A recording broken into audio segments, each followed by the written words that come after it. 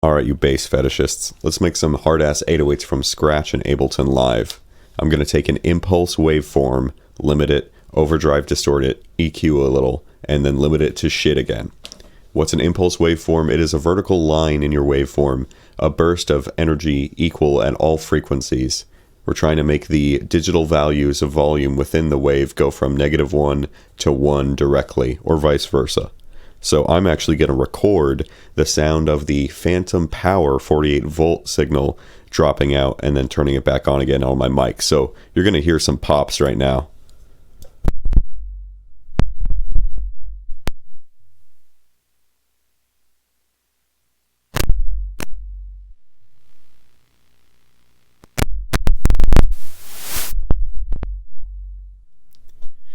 Alright, so that is some nasty stuff. We've got lots of impulses though, so I'll choose one that looks nice and ripe, very vertical and smooth. Not that you have to be particularly picky. Take this guy. And you're just going to want to clip that in and of itself. Remove these fades that are automatically put due to Ableton. And you can see it's not completely smooth or not completely straight. I can rectify those a decent amount by just raising the gain the maximum amount. It looks completely ignorant, I know. You're going to want to go and export that as its own little wave clip so that you can trigger it in a sampler. I happen to already have one.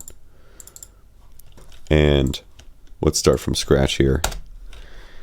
In your sampler, you're going to want to be able to play it like a one-shot. I happen to have it on classic with these time settings so I can strategically adjust the decay, how fast the decay is from the very beginning. So with the volume turned all the way up, it's like this. Just a big fucking FU to your ears, a tiny little chip. Let's add a limiter real quick. Not that that's particularly going to do anything, just stop it from going over full scale. Now the spice is doing the overdrive here. This overdrive is essentially adding energy at other frequencies based on multiplying the original volume and frequency information. No dynamic preservation, so 0. And we want all of the effects, so we're doing 100% on dry wet.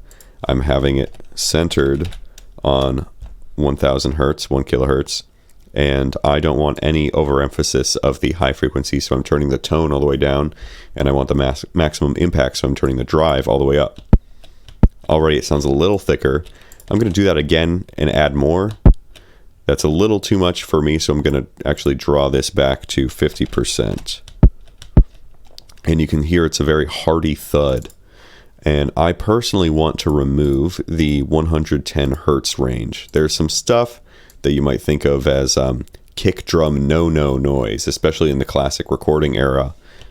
You might want some of those mid frequencies if you need it to cut through a mix and make it more stompy, so you can probably adjust these things on its own during a mix when you're crafting a new song. I'm also going to boost the low frequencies again. There you go, really starting to sound ignorant. And that shit with the limiter, well, we're going to boost it. And there you go. It's already very close to what we want for a final product. You can see that depending on what frequencies I cut or boost, it sounds radically different. We're going for a early Night Lavelle crazy 50 grand SoundCloud sound here. Adding more limiting is just squeaking out the end of the waveform even more. Kind of like rolling dough with a rolling pin. And you can adjust how it sounds and how much of that sound comes out of the end with that decay on the envelope, the volume over time settings for the sampler. So if I turn the decay way up, you hear more noise towards the end. It's like a rumble. I turn it down, you can hear it sounds a little shorter. And very faintly in the background, it's something you can cut out, but you're going to hear the algorithms of the limiters fighting each other and extracting this weird digital noise that kind of sounds like a squelch or a squeak. Now that's very close to what we want. You can export that to do a hard kick drum.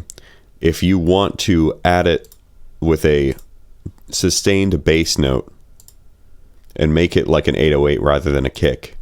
I'm actually just going to emphasize whatever note we want with a maximum Q, very, very pinpointed, tiny EQ adjustment here, a boost here at a certain frequency, and you can put that wherever the hell you want.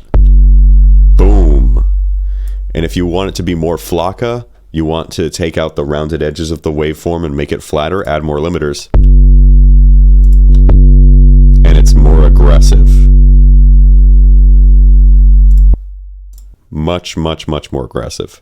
So, yeah, just choose whatever bass note, your key note that you want, and you export this as a sound that just like a drum kit that you can load up into a sampler. I'm going to drag that frequency down, make it like a real nasty sub.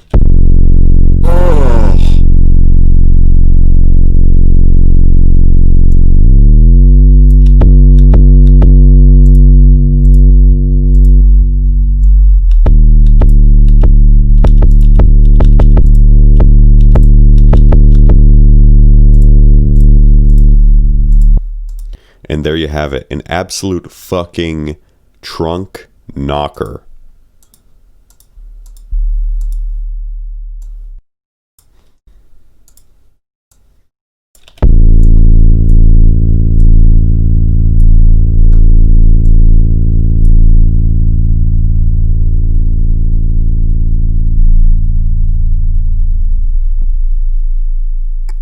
So yeah, let that waveform die out and export that, the sound in and of itself, or freeze it, do whatever you need to do to get that in your sampler, and you've just got a disgusting 808.